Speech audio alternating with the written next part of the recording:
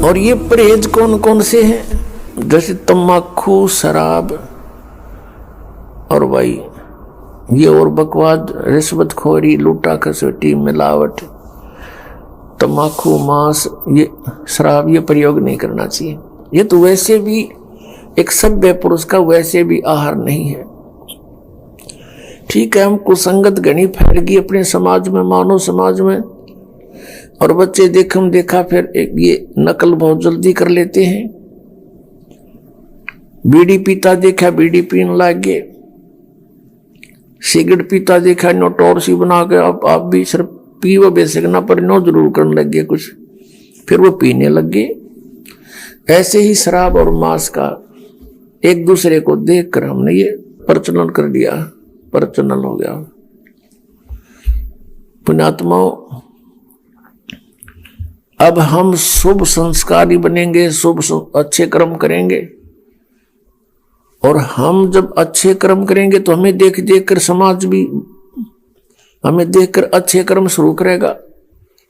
बच्चे सत्संग में आएंगे, यहाँ ज्ञान सुनेंगे, फिर आप जो यहाँ से तैयार करके भेजे जाते हो अपने अपने घर गांव नगर में, आपके व्यवहार विचारों को देखकर अड़ोस पड़ोस के बच्चों पर भी अच्छा असर पड़ेगा। तो एक समाज भी सुधरेगा और कल्याण भी होगा। और फिर दूसरी मर्यादा कौन सी है? आन उपासना नहीं करनी। आन उपासना कौन सी है? जो दास बतावे वही करोगे, और दास के क्या बताएगा? जो हमारे सदग्रंथ बताते हैं। ये दास एक टीचर है, आप विद्यार्थी हैं, और इस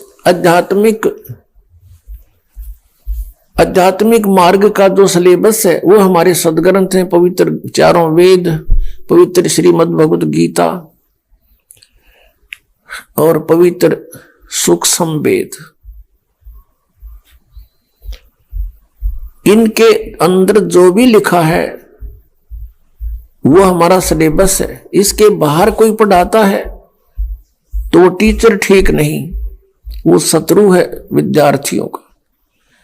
और पवित्र 18 पुराण, पवित्र कुरान शरीफ, पवित्र बाइबल, पवित्र गुरु ग्रंथ साहिब, ये हमारे पाठ्यक्रम की पुस्तकें हैं।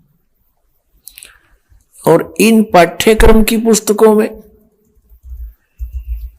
जो ज्ञान सीधा परमात्मा ने दिया है केवल वही स्वीकार्य है।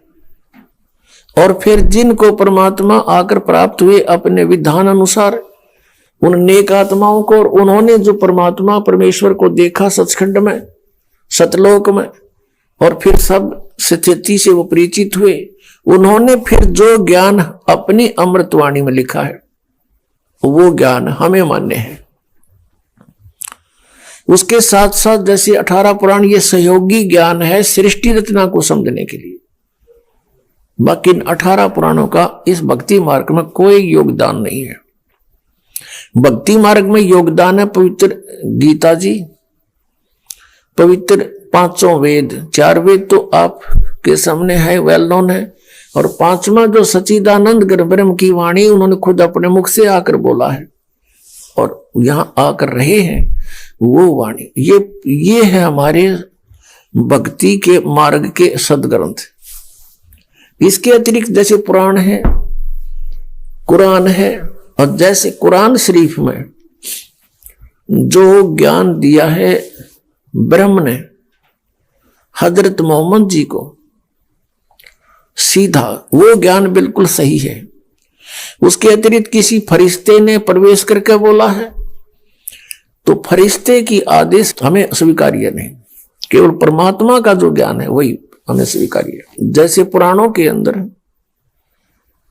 ब्रह्मा जी ने अपना अनुभव, कुछ वेदों का ज्ञान मिक्स, और कुछ पूर्ण परमात्मा ने आके जो उसे डिस्कस की थी वो ज्ञान ले लिया थोड़ा सा, तो वो ज्ञान कंप्लीट ना स्वीकार किया कबीर परमेश्वर वाला। अपना अनुभव, वेदों को जैसा उसने समझा वो ज्ञान मिला करके वेद, ये पुराणों का ज्ञान सुना दिया। फिर ब्रह्मा जी से सुने हुए ज्ञान को फिर अन्य ऋषि महर्षियों ने कुछ ब्रह्मा जी वाला ज्ञान, कुछ अपनी खिचड़ी बनाई और फिर आगे अलग पुराण की रचना कर दी। इस तरह ये 18 विभाग